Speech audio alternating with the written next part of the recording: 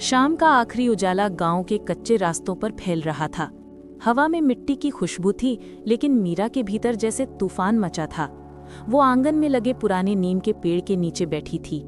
उसकी आंखें दूर पहाड़ी की ओर टिकी थीं, मगर दिमाग कहीं और भटक रहा था।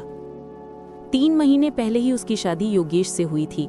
गांव में सब कहते थे कि योगेश भाग्यशाली है, इतनी समझदार और पढ़ी लिखी लड़की उसे मिली है। लेकिन मीरा जानती थी, सच इतना सीधा नहीं था।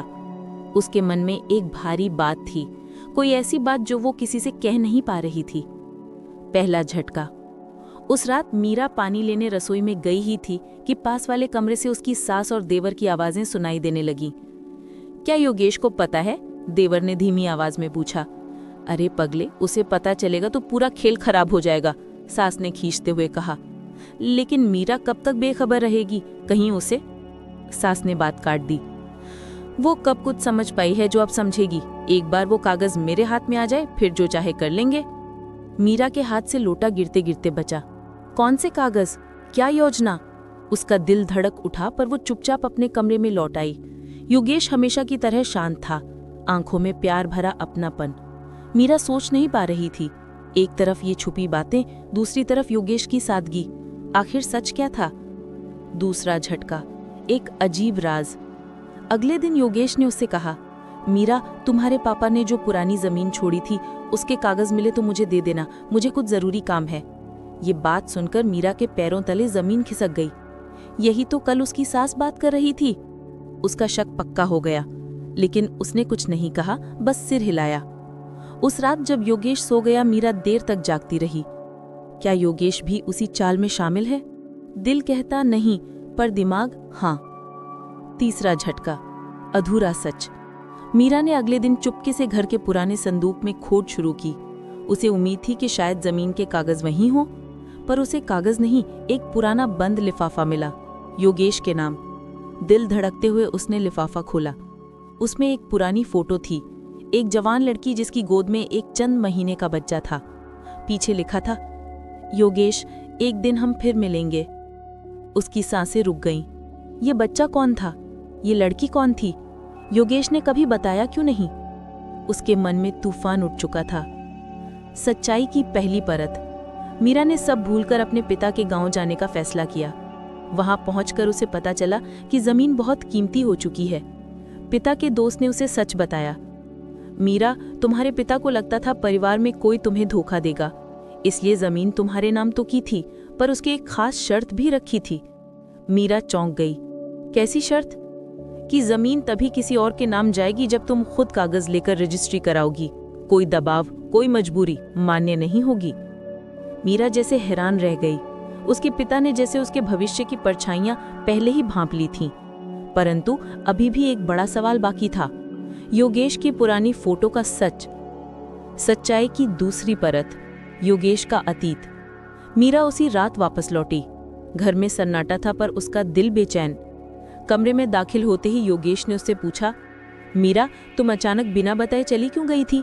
मैं बहुत परेशान था। मीरा ने कांपते हुए फोटो आगे कर दी। योगेश का चेहरा देखते ही वो जैसे पत्थर बन गया। कुछ पल वो खामोश खड़ा रहा, फिर अचानक उसकी आंखों से आंसू फूट पड़े। मीरा हक्की बक्की रह गई। वो ऐसा नहीं सोच रही थी। योगेश ने टूटे हुए स्वर में कहा, मीरा, ये मेरी पत्नी थी और ये मेरा बेटा। मीरा का दिल जोर से धड़क उठा। तुम्हारी पत्नी?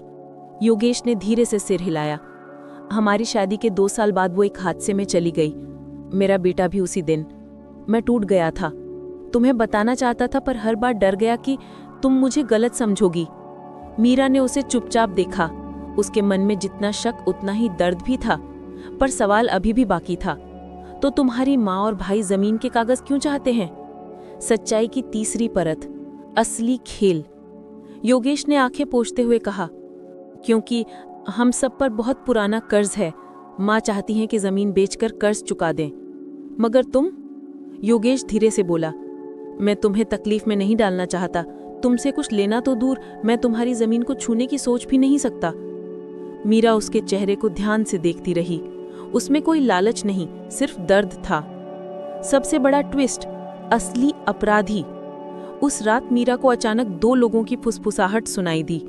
सास और देवर नहीं, बल्कि देवर और गांव के एक दलाल की। जितनी जल्दी हो सके कागज मेरे हाथ में दे देना, वरना सौदा रद्द हो जाएगा। देवर बोला, अरे माँ सब संभाल लेगी, जमीन कोई मीरा के थोड़े ना है, हम तो बेच ही देंगे। मीरा दंग रह गई। अब सच सामने था। योगेश नहीं, उसकी सास और देवर जमीन हड़पना चाहते थे। वो कागज चुराना चाहते थे और फर्जी तरीके से बिक्री करना चाहते थे। मीरा बिना देर किए योगेश को लेकर अपने कमरे में गई और सब बता दिया। योगेश का चेहरा गुस्से से लाल हो गया। मुझे पता भी नहीं था कि वो इतना गिर सकते हैं। अंतिम भिड़ंत।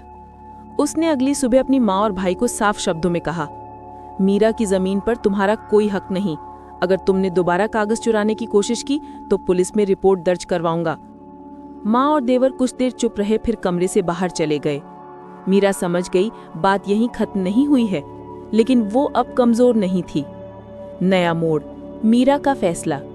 मीरा ने योगेश से कहा, जमीन में बेचूंगी नहीं, मैं उसे खेती के लिए इस्तेमाल करना चाहती हूँ। पापा का सपना था कि मैं अपने दम पर कुछ करूं, मैं वही करूंगी। योगेश ने मुस्कुराकर कहा, मीरा मैं तुम्हारे साथ हूं।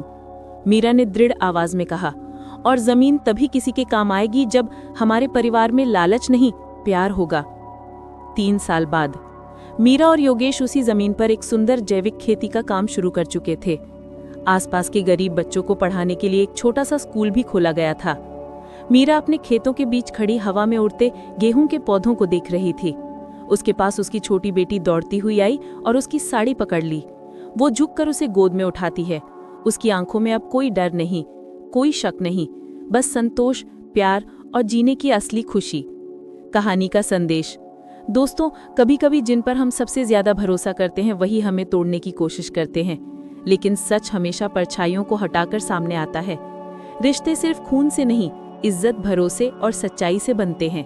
और औरत जब खुद पर भरोसा करना सीख ले तो वो किसी के लालच की मोहताज नहीं रहती, बल्कि अपने दम पर अपनी दुनिया बनाती है। इस कहानी को पढ़ने के लिए आप सभी का बहुत बहुत धन्यवाद। अगर आपको ये कहानी पसंद आई हो तो लाइक, शेयर, सब्सक्राइब और कमेंट करना ना भूलें दोस्तों। Thank you so much.